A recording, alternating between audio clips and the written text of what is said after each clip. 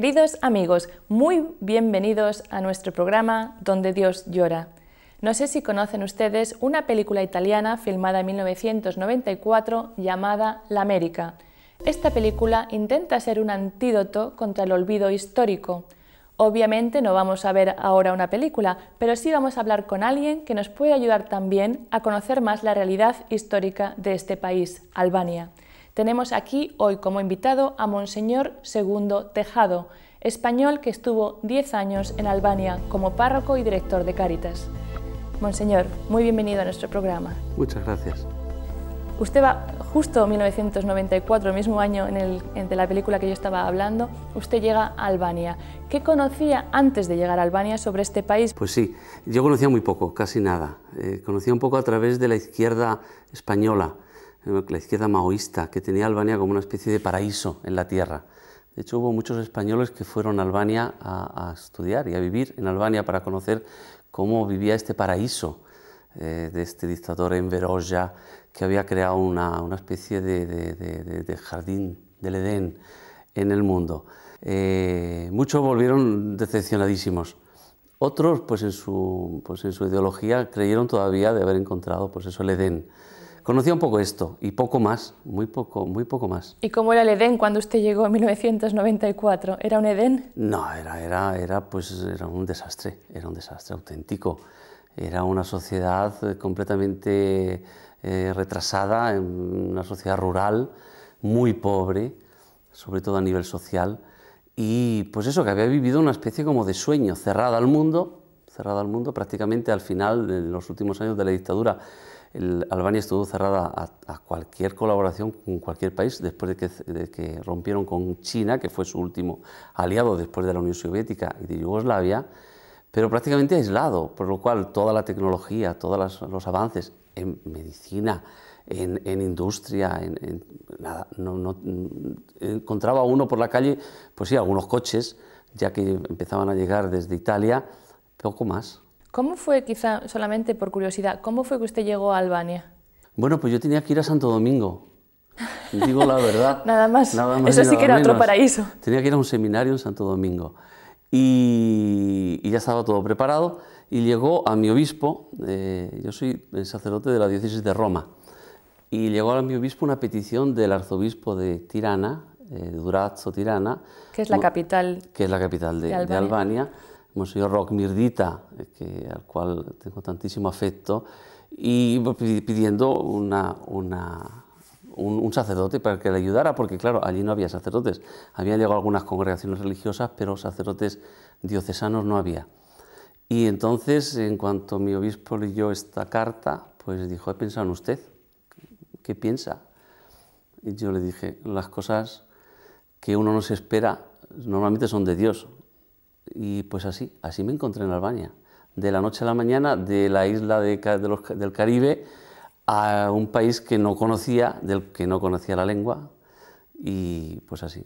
Porque en Albania se habla también italiano, pero el albanés existe como... Sí, bueno, hablan italiano los jóvenes, que han empezado un poco a ver la televisión, etcétera, pero la lengua del idioma de comunicación es su idioma, el albanés. ¿Cómo era el panorama religioso de Albania? Porque Albania no es un país de mayoría cristiana. Exacto. Albania es un país de mayoría musulmana. Es un tipo de islam bastante particular porque sea el comunismo con sus imposiciones, incluso en cuestión de comida y de bebida, sea el tipo de islam del Imperio Otomán, que es un islam un poco particular. La práctica religiosa es prácticamente nula.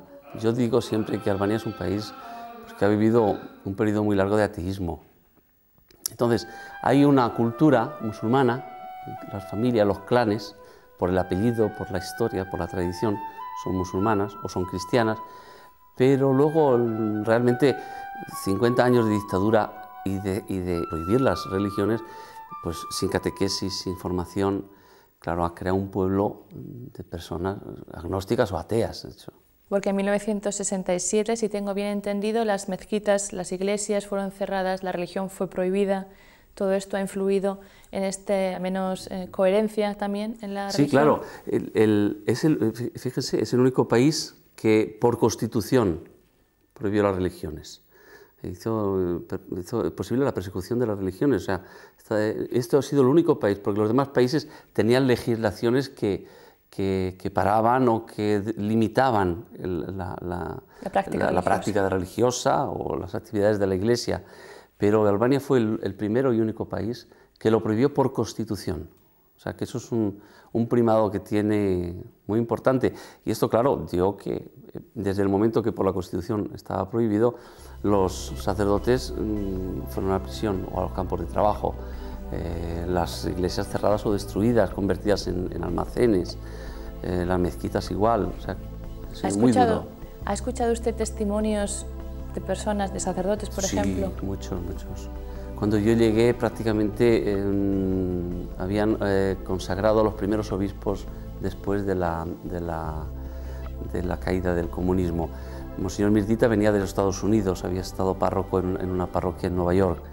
Él pertenecía a la parte albanesa de Montenegro, pero luego estaba el arzobispo de Scutari, Fra Elia, que conocí muy bien, que había salido de un campo de trabajo prácticamente, algunos años antes, y llevaba, me ha contado, Monseñor Asta, Monseñor Cep Simoni, ahora me vienen muchísimos nombres, todos los que entonces el Papa fue en el año 93 a consagrar a estos 4 primeros obispos, que fueron los 4 primeros. Anterior a ellos había estado el nuncio apostólico, el hoy cardenal Iván Díaz, que hizo un trabajo fantástico organizando toda la jurisdicción eclesiástica de Albania. Y luego vino el Santo Padre en el 93 a consagrar a estos 4 primeros. 3 de ellos habían estado en la cárcel. Me imagino que la cárcel en aquella época no era lo que hoy quizá, ¿no? O sea, bajo el término cárcel significa persecución, significa tortura, vejaciones. Bueno, al inicio sí, seguramente. Esto ellos no te lo contaban, porque son cosas que se saben luego, muchas de estas cosas, pero son cosas que no se cuentan. Lo que sí que pasaron, más que prisión, eran campos de trabajo. El comunismo, en esta antropología que tiene el comunismo bastante extraña, pensaba que estas personas se podían regenerar a una nueva mentalidad de tipo comunista con el trabajo. Y entonces pues los llevaban a las minas, a campos de trabajo, a bonificar zonas paludosas, y bueno, los pasaron muy mal. De cómo te cuentan y cómo contaban las cosas, lo pasaron muy mal. Hubo santos en esta situación. Ahora me acuerdo del padre Luli, jesuita, que aparte de los que fueron fusilados y fueron asesinados en el tiempo del comunismo, y los que murieron en esta situación de hambre, de sufrimiento, de tortura. Pero luego yo me encontré el padre Luli, que fue un hombre verdaderamente fantástico. Estuvo en Tirana muchos años, hasta que murió, y pues un hombre santo, un hombre que no hablaba nunca mal de nadie. Y él una vez me dijo, se había encontrado por Tirana paseando el juez que le había condenado, y se reía, con cariño, sin ningún tipo de rencor. Claro, en estos casos la santidad de las personas también viene, no obstante el sufrimiento y la cruz. En esa época, ¿cómo se transmitía entonces la fe, siendo que está prohibido terminalmente cualquier práctica de fe? Pues 2 maneras. Las abuelas, que siempre son más valientes, y enseñaban a los niños, y las madres, enseñaban a los niños las oraciones. Luego había pequeñas tradiciones de los católicos, el huevo de Pascua, el huevo pintado de rojo, que tenían prohibido los niños. Los niños no podían ir al colegio con un huevo de Pascua porque enseguida se daban cuenta que eran católicos. Pero esto lo hacían escondidas, lo hacían en secreto, y estas pequeñas tradiciones han mantenido un hilo de fe que ha sido lo que luego ha permitido que la Iglesia continuara después de la caída del comunismo. Porque me imagino que, ¿cómo era la situación quizá antes de la llegada del comunismo? ¿Era un país de una fe creciente? Han sido siempre países de frontera, muy difíciles, porque ahí penetró el Islam, el Imperio Otomán, que llegó hasta Viena, donde Sovietsky los paró. Antes que los parara Sovietsky, hubo en Albania en el 1400 un héroe nacional que se llamaba Skanderbeg, que fue el primero que paró al Imperio Otomán, que era católico, en su avanzada hacia el norte. Lo paró en Albania, es el héroe nacional y es un poco la figura más importante. Fue considerado atleta de Dios por un papa, con lo cual esto era un título inmenso en el tiempo. 1400, ha dicho. Al final de 1400. El cristianismo, ¿cómo era? Era de frontera. Allí se lograba penetrar un poco por el norte, y de hecho la zona católica es la zona del norte. El imperio austrohúngaro lograba penetrar por esa zona. Y en el sur, en cambio, hay más en el sur, ortodoxos. pues una zona ortodoxa. Toda la zona del sur de Albania, pues hay hasta la zona del Basán, una zona donde prevalece el mundo ortodoxo. Y luego hay toda una franja que luego va hacia el Kosovo, musulmana, que es todo el centro de Albania, la parte de Macedonia, el Kosovo, y luego va hacia Bosnia-Herzegovina, etc. Y cuando usted llegó en 1994 había como tabla rasa, no existía nada. La fe tenía que volver... Bueno, existía lo que hemos dicho, ¿no? La tradición, la religión de las abuelas. ¿Qué se encontró usted cuando llegó allí? Bueno, Albania tenía que buscar su vía, su camino, en todo, no solamente en la fe, sino en todo. ¿Qué es lo que me encontré allí? Yo me encontré una sociedad en la que el proceso de urbanización no se había todavía producido. En Europa, en los años 60, 70, incluso 50, hubo un proceso de movimiento de población de las zonas rurales a las grandes ciudades en busca de una vida mejor. Albania estaba bloqueada, la gente no se podía mover. Era el partido el que te decía dónde tenías que ir, según los planes quinquenales y los planes económicos que tenía el gobierno. Nadie se podía mover, incluso el partido movía poblaciones según su propio interés. Poblaciones enteras. Poblaciones enteras, o creaba ciudades enteras alrededor de un combinat, que llamaban, que era una zona de empresas, de industria. Entonces, ¿qué es lo que pasa? Que no pudiendo moverse la gente, cuando esta atadura se desata, la gente se empezó a mover a lo loco. A lo loco. Entonces la Iglesia llegó allí y se encontró todavía los pueblos llenos de personas que todavía no se habían empezado a mover. ¿Qué es lo que ha pasado? Que todas estas personas que estaban en los pueblos, las ciudades eran muy pequeñas, empezaron a moverse las ciudades. Hay que considerar que Tirana era una ciudad pequeñísima de 100.000 habitantes, ahora mismo yo no sé los habitantes que tendrá, pero seguramente ha llegado al 1.000.000. Las periferias de las ciudades no solamente esto, sino la inmigración a Italia. Los barcos, ¿os acordáis? En el año 92, los barcos que vinieron hacia Italia llenos de personas, y luego la inmigración que continuó todos los años sucesivos. Este movimiento, este proceso de urbanización, de creación de grandes ciudades, se ha producido muy tarde y muy veloz, con lo cual yo que me encontré una sociedad que había mantenido un poco de religiosidad en los pueblos, en un ambiente familiar, clánico, donde estas cosas se transmiten, llegan a la periferia de una ciudad y estas cosas se pierden. El poco que queda se pierde. Y entonces allí hay que hacer una nueva evangelización. Un gran reto. Es un reto enorme para la Iglesia albanesa, porque hay que inventarse algo nuevo, prácticamente, porque ya no valen ya los clichés antiguos. Los pocos esquemas que les habían dejado. Las pocas cosas que quedaban, el mundo moderno, globalizado, que es el que te da la gran ciudad, eso lo elimina completamente. Claro. Y usted estuvo casi 10 años en Albania. Este proceso lo acompañó, ¿no? Me imagino. Sí. ¿Y cuáles eran las nuevas estructuras que entonces la Iglesia pudo conseguir para...? La Iglesia tuvo que hacer sus primeras estructuras, hubo que hacer un seminario, hubo que reconstruir las iglesias, etc. Las escuelas, empezaron ya a hacer algunas escuelas, pues un poco lo que se podía. No ha sido fácil, no ha sido fácil un poco la aceptación por parte de la sociedad. Y luego la dificultad de una nación que no te daba grandes facilidades para hacer las cosas, porque no las tenía.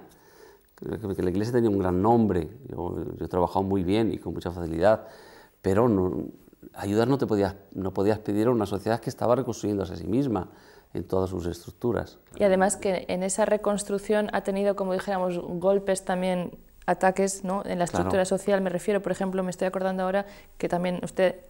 He pensado, no se ha perdido una. En esos 10 años, en el 1997, hubo una gran revolución anárquica, se decía, sin Dios y sin ley. No vamos a explicar ahora todos los motivos que la llevaron, pero murieron más de 2.000 personas. Sí, esto fue un parón muy fuerte.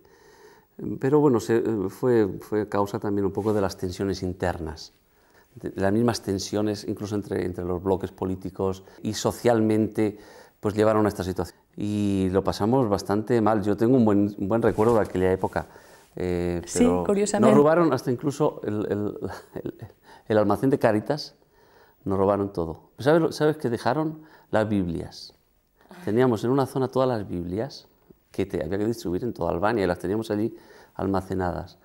Vinieron, robaron todo, pero todo, no dejaron absolutamente nada porque saquearon. Fue una cosa, saquearon todos los almacenes, las tiendas, todo. Las Biblias no las dejaron allí. Y yo dije, esto es un signo, que a lo mejor nos tenemos que dedicar a esto, más que a ser una agencia social, la Iglesia como agencia social. A lo mejor tenemos que predicar el Evangelio. Esta gran crisis social que fue debida sobre todo a una gran estafa a nivel nacional donde muchísima gente perdió todo lo que tenía.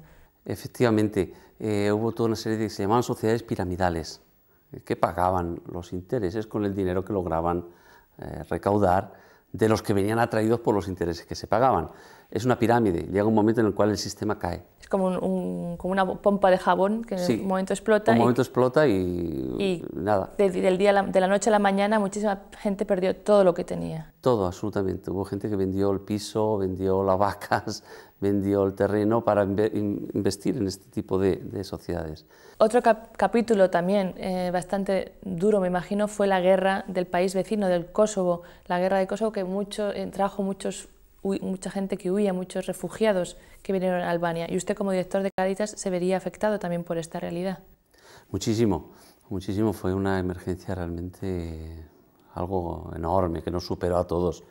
Porque imagínese usted una carretera con dos sentidos de marcha completamente llena de coches viejos, de motos, de labranza, de agricultores, con la familia, con la abuela, con los niños, y viniendo por una carretera, por una aduana que había allí en un sitio que se llamaba Morín. Allí fuimos, en cuanto estalló la guerra, que todos conocen, pues enseguida las monjas que estaban allí, muy cerca, me llamaron y, oye, que están entrando por la frontera, los policías serbios les quitan la matrícula de los coches y entran sin matrícula en Albania con los coches y nos piden hospitalidad, claro. Y yo enseguida le dije, bueno, pues para adelante, contar con lo que necesitéis de dinero, comprar pan, hacer lo que sea, que yo me voy mañana con un camión, vamos a llevar algo, pero nos superó todo. ¿Por qué le quitaban la matrícula? Porque la matrícula era yugoslava, entonces ellos, entrando en Albania, podían tener derechos con la matrícula yugoslava en el coche. Quitándole la matrícula, esta gente estaba indocumentada, no podían volver, porque necesitaban con el coche tener una matrícula. Entonces les podían, incluso cuando volvían, les podían detener. Es decir, ¿usted qué hace sin matrícula? Era una forma de echarles y de quitarles todo, le quitaban los pasaportes, los carnés de identidad, para quitarles toda pertenencia a Serbia, legal, para que no pudieran volver. Esa era la razón. Y esto no fue una situación de un día, esto duró... Duró varios meses, menos de lo que esperábamos. Gracias a Dios por las personas, porque era un sufrimiento enorme. Toda una familia expulsada de su casa y viendo cómo quemaban su casa. Y en un país que no conocían, donde conocían solo la lengua, y una situación verdaderamente caótica. Fue muy difícil y yo allí vi verdaderamente muchas personas que dieron lo mejor de sí en ayudar a estas personas. Pero fue, desde el punto de vista logístico, fue una cosa imposible dar de comer a todas estas personas, darles un alojamiento. Nosotros preparamos una serie de estructuras que la Iglesia tenía, pero tenía abandonadas porque no lograba ni tan siquiera reconstruirlas, y las abrimos todas, las reconstruimos, alojamos allá a las personas más vulnerables. Se hizo un trabajo con la ayuda de los misioneros, porque nosotros la Iglesia, lo bueno que tiene es que tenemos personas allí teníamos unas monjas a 20 kilómetros de esta frontera. Nosotros no necesitamos un gran aparato administrativo o logístico para hacer las cosas. La Iglesia está encarnada, la Iglesia está allí estaba allí a 20 kilómetros. Está allí, conoce la situación, conoce la situación, gente. conoce las personas, conoce las dinámicas, conoce las carreteras, tiene un coche. A mí me llamaban, oye, ¿qué haces? Para adelante, ayudar, que yo voy mañana con un fajo de billetes, espero que no me roben, y os lo doy y tenéis que ir para adelante, para ayudar a esta gente. Yo enseguida me puse en contacto con las Cáritas Internacionales aquí en Roma, y con las Cáritas europeas y la Cáritas americana, el CRS también, y bueno, me dieron carta blanca. Hay que ayudar este primer momento en el cual todavía las organizaciones humanitarias no habían llegado, porque necesitan un tiempo antes de empezar, y allí estaba la Iglesia y alguno más, ayudando en este primerísimo momento. Una cosa también curiosa o impresionante, porque muchos de los refugiados que venían no eran católicos ni siquiera cristianos. Sí, pero esto no creó ningún problema. Nosotros estamos ya muy acostumbrados en Albania a colaborar con los musulmanes y es que uno ni lo piensa en esos momentos, no te viene ni a la cabeza. Ves una persona que está sufriendo, que necesita y ya está. Y surge algo que te hace romper todas las barreras. Incluso es que no hay ni barreras, yo creo. Claro, la caridad está para cualquiera. Y bueno, en aquel momento, en esta situación tan difícil, llegó muchísima ayuda a Albania, pero después se quedó usted como diciendo, vaya, y ahora que el peligro ha pasado, ¿nos dejan otra vez solos? Bueno, esto pasa siempre, esto hay que aceptarlo. Hay que aceptarlo. Cuando estás en el foco, pues salíamos en todos los telediarios y en todas las grandes cadenas de televisión del mundo y de la noche a la mañana se acabó. Apagan los reflectores, los focos y se acabó. Pero bueno, esto hay que aceptarlo. Y es difícil, porque hay ciertas instituciones que después de una gran crisis de esta, luego les cuesta mucho volver a su trabajo. Y después, en el 2003, se volvió a Roma. ¿Le costó volverse a Roma? Sí, mucho, porque 10 años. Y además son los años primeros de mi sacerdocio. Unas experiencias muy fuertes, muy bonitas.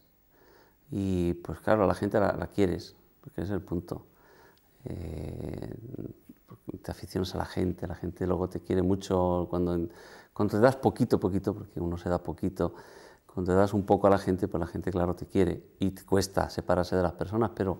No podemos acabar nuestro programa hablando de Albania sin hablar de una mujer que fue un carisma para todo el mundo, pero que tuvo su cuna en esta zona de la tierra, de la Madre Teresa de Calcuta.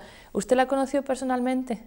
Sí, la conocí en Albania. La conocí en uno de los viajes que hizo, de los varios viajes que hizo a Albania, a fundar los monasterios que ella, los conventos que ella abrió en Albania, que fueron, me parece que eran siete conventos de sus monjas. Sí, ella nació en Skopje, en Macedonia. Era la zona que era la Gran Albania, ¿no? Que es toda la etnia albanesa que está un poco dispersa, extendida por por Montenegro, Kosovo, Macedonia y Albania. Ella nació allí en Skopje, pero tenía la madre y una hermana en Tirana, que vivieron siempre en Tirana. Hay una anécdota muy bonita que yo quiero contar. Ella pidió al dictador poder visitar a su madre cuando estaba muy enferma, estaba muriendo, y el dictador le negó el permiso para poder entrar. Y murió su madre y su hermana, y ella no pudo ir a verlas antes de morir. Cuando se abrió Albania, ella fue la primera vez, llegó al aeropuerto, la recogió el nuncio, y la primera cosa que pidió fue ir al cementerio y comprar un ramo de rosas, un ramo de flores. Fue al cementerio y llevó el ramo de rosas al dictador. Luego fue a ver la tumba de su madre y de su hermana, pero el ramo de rosas era para el dictador. Esto fue un signo fantástico, de una santa. Realmente. De una santa. Solo los santos hacen estas cosas. Pero ¿cómo fue su encuentro personal con ella? ¿Qué imagen o qué guarda en su corazón? Yo le conté un poco cómo había llegado allí. Estaba apenas aterrizado, con lo cual yo estaba muy emocionado. La saludé y le dije que me bendijera. Le pedí la bendición y me bendijo. No, usted me tiene que bendecir a mí. Digo, no, usted me tiene que bendecir a mí. Y me bendijo, sí, fue emocionante. Luego he colaborado muchísimo con las hermanas de la Madre Teresa en la evangelización y en la ayuda a los pobres, porque ellas ayudan a los pobres. Y yo de vez en cuando me dejaba caer por allí, por los conventos, y les llevaba ayudas que yo recibía, ¿no? para ayudar, porque realmente están dedicadas, sobre todo a la oración, porque ellas están dedicadas a rezar, a la oración, a la vida espiritual. pero también a la ayuda a los más desfavorecidos, a las personas más pobres de Albania. Estoy segura que Albania tiene la bendición de la Madre Teresa de Calcuta desde el cielo, que la ayudará siempre. Pero ¿cómo podríamos nosotros concretamente ayudar? ¿Cuál es la gran necesidad, por ejemplo, en estos momentos de Albania? Yo creo que en ese momento Albania necesita realmente un movimiento de nueva evangelización. Y en este sentido yo creo que la gran necesidad hoy en Albania, aparte de los testimonios, que es lo más importante, al final el testigo de quien ha vivido la fe es la riqueza mayor que podemos dar a un pueblo. Pero si queremos hablar de ayudas que se puedan dar a esta nación, yo creo que lo más importante siempre es el seminario. Los seminarios en una nación son siempre la cosa más importante. Formar bien a los sacerdotes y que los sacerdotes puedan tener una vida digna, que puedan llevar luego donde van. Digna, lo digo en todos los sentidos de la palabra, en sentido humano, en sentido cristiano, en sentido de formación. Creo que siempre es un poco el lugar. La Cáritas siempre necesitará ser ayudada, porque pobres siempre tendréis con vosotros. Y las congregaciones religiosas que tanto trabajan allí, un poco. Todavía hay muchas iglesias que no se han construido en muchos pueblos, porque no es fácil. Se destruyeron todas las iglesias, se han reconstruido muchas, pero siempre hay pueblos que no tienen lugares. Hablábamos antes de la periferia de las grandes ciudades, ahí hay que construir todo nuevo, porque no había nada. Entonces hay que comprar el terreno, hay que hacer la iglesia, hay que hacer las estructuras, las escuelas. Son pueblos que siempre necesitan una mano, siempre. Muchas gracias, Monseñor Segundo Tejado, por estar aquí hoy con nosotros y habernos presentado esta realidad histórica y actual de un país como Albania. Muchas gracias, recen por mí. Muchas gracias también a ustedes, queridos amigos, por haber seguido su programa Donde Dios Llora. Y si tienen alguna pregunta, desean hacer alguna sugerencia o quieren ayudar a la Iglesia en Albania o en cualquier parte del mundo, no duden en contactar con la dirección que van a ver ahora al final en su pantalla. Hasta la próxima semana.